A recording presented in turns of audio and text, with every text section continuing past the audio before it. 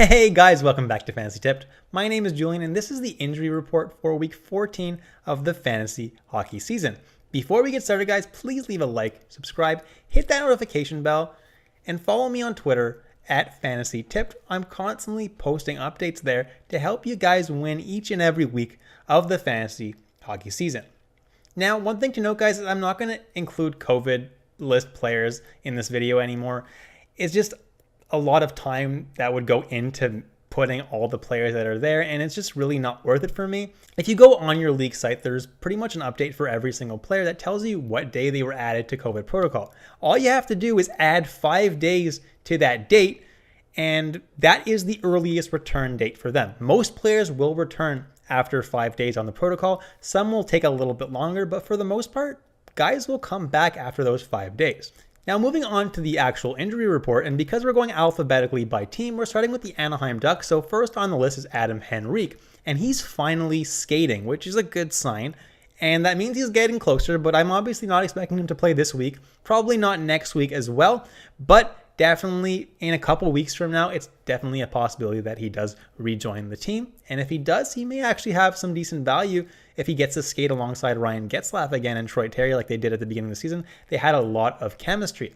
Then I have Sonny Milano of the Anaheim Ducks, and he was a game time decision on Saturday, so he didn't end up playing, but likely he's going to end up playing for Anaheim's next game, which is on Wednesday night. Then I have Jakob Chychrun, and he should be ready to rejoin the lineup once he exits COVID protocols.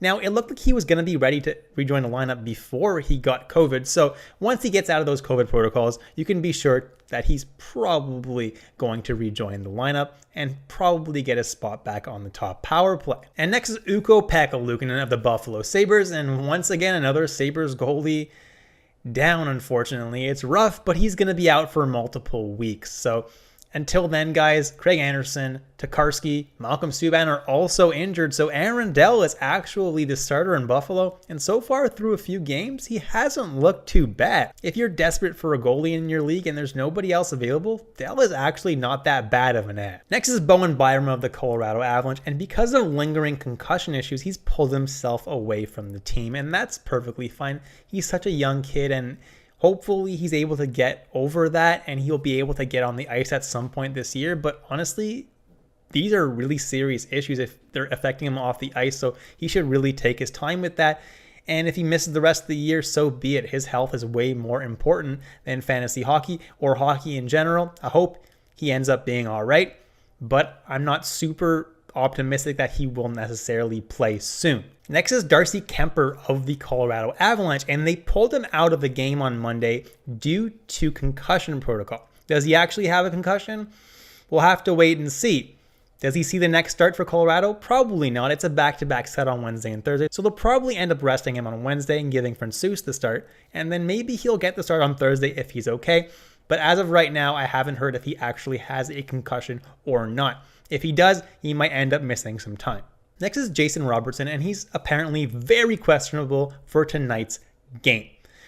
That means that he's probably not going to play tonight, but is pretty likely to maybe play in Dallas's next game on Thursday.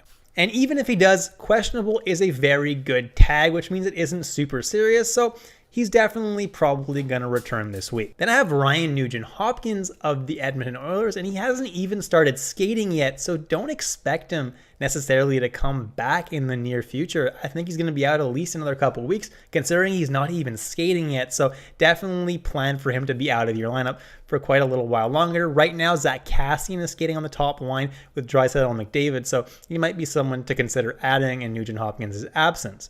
Then I have Mike Smith of the Edmonton Oilers, and once again, he's injured. This guy can't stay healthy this season, unfortunately. It's unfortunate, but as of January 13th, he was given a 1 to 2 week timetable. So far this year, he's been taking the longer end of his timetable. So yeah, he could be ready as early as this Thursday, but more likely it's probably going to be closer to next Thursday, which would be the 2 week timetable. Until then, Mikko Koskinen will get all the starts in Edmonton because Stuart Skinner is also in COVID protocol right now. So Koskinen definitely has an opportunity to get quite a few starts at this point. Next is Cam Talbot of the Minnesota Wild, and he's been participating in practice, which is absolutely really great news.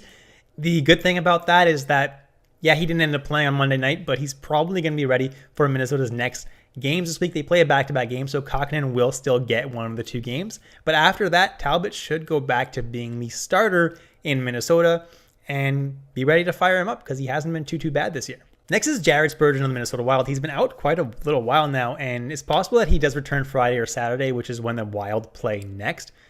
But I'm not super optimistic about that because at this point they're just giving updates like, oh yeah, he's not going to play the next couple of games. Okay, that doesn't really tell us much about how he's doing or anything like that. So Jared Spurgeon, I'm not expecting him back this week, but he'll probably end up returning to your lineup next week at some point. Next is Jonas Brodin, and on January 8th, they said, oh, he's out at least a week with an upper body injury. Well, obviously he's missing more because it's already been a week and he's still not back, and there's no real update on him. So I'm assuming he's day-to-day and can come back any day now, maybe even come back this week. But really, I haven't heard any updates on Brodin, so I'm not going to pretend like I know when he's going to come back. I really don't. Next is Brendan Gallagher, and apparently good news. He's been skating, and he's 1 to 2 weeks away from coming back due to his LBI. So expect him back next week or the week after. Next is Tyler Toffoli, and apparently he could be back for the Habs game on Thursday. And if he's not back then, he should be back for the Habs game on Saturday, which is excellent news for you Toffoli owners, for the guys that actually held on to him. Good for you guys. He's the second best player on the Habs other than Nick Suzuki, so he should play alongside Suzuki, and both of them, their value should go up a little bit, which is nice. Then I have Jake Allen on the Montreal Canadiens, and it was announced that he will miss at least 1 week, and he's now gone back home to Montreal for further evaluation, which is not always the best sign, so I'm not necessarily expecting him back next week. But we're going to have to wait and see what the diagnosis officially is. Until then, guys, Samuel Montembeault should get the majority of the starts in Montreal while Allen and Price are out. Next is Carey Price, and apparently he still has no timetable at all for a return to the crease, which is not good news at all, and is not what people that have owned him for the entire season want to hear. At this point, I'm wondering if he's going to come back this year at all, and it's a fair question because how does he still have no timetable for a return? It's kind of ridiculous. Maybe Montreal just really doesn't want to rush him at all just because they know they're going to finish last place this year and there's no reason to really rush Carey Price back. So maybe he doesn't come back at all this year, right?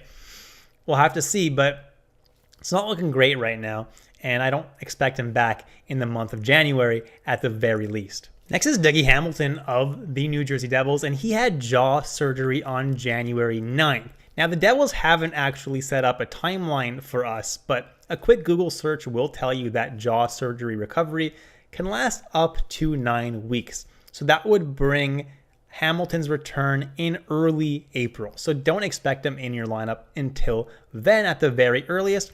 And until then, guys, Damon Severson is seeing top power play time in New Jersey and is seeing an elevated role. So definitely someone to consider adding for you Hamilton owners. Next is Jonathan Bernier, who underwent surgery for his right hip, and that's going to end his season, guys. So he's done for the year. So if you do still own him, drop him. It's unfortunate for him. He's actually a pretty good goalie. It makes for a really good backup, but unfortunately, he's just not going to be able to make it through the rest of the year. So for the rest of the year, unless New Jersey makes a trade, John Gillies will be their backup. Next is Ryan Pulock of the New York Islanders, and he was supposed to return somewhere in December, and he's still not back, which is not good. And apparently his return date isn't that clear. He's been skating, but his return apparently isn't that imminent.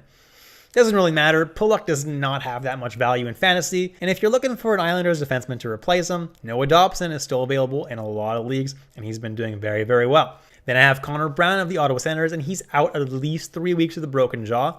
And until then, Alex Formenton's been playing very well on the second line in Ottawa. Next is Sean Couturier, and he's not skating, which is really not good news, and his timetable is unclear. So don't expect him back this week. Don't expect him back next week. Probably don't even expect him back the week after that.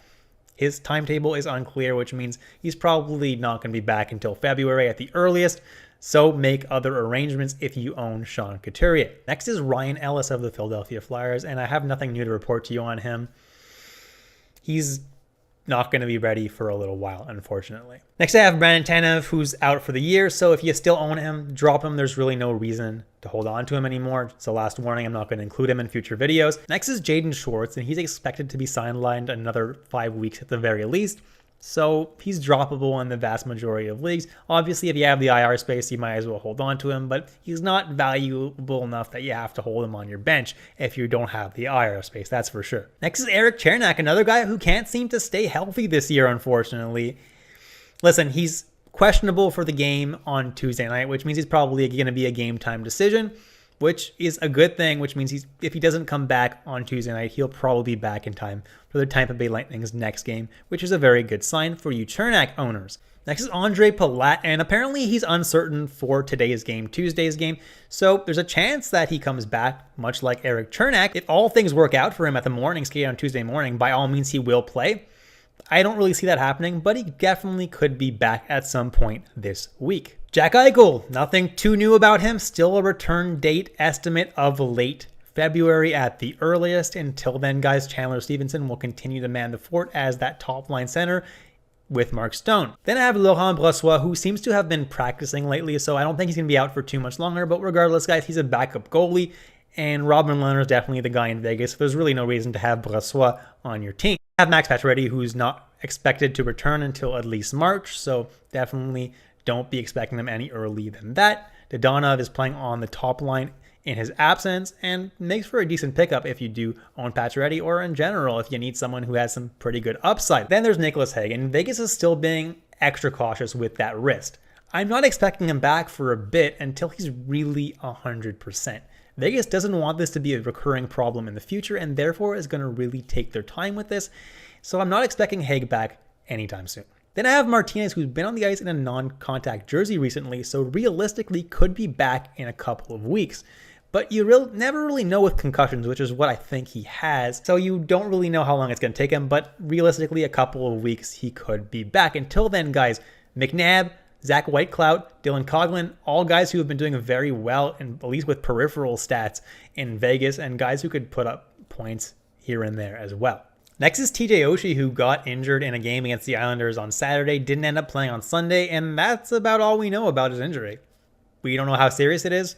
Hopefully it's not too serious, or they probably would have said something. So hopefully TJ Oshie is back sometime this week, but we don't really know a whole lot about it, unfortunately. Then we got Anthony Mantha, and there's no update on Mantha.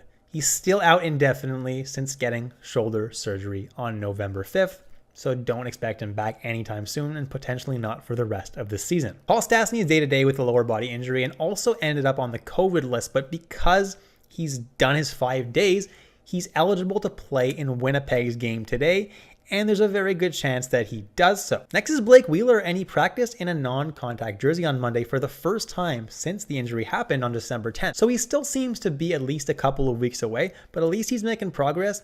But don't expect him back in your lineup for at least a couple of weeks. Until then, guys, Cole Perfetti's actually right now skating on Winnipeg's second line, so it might be worth streaming him and seeing how he does.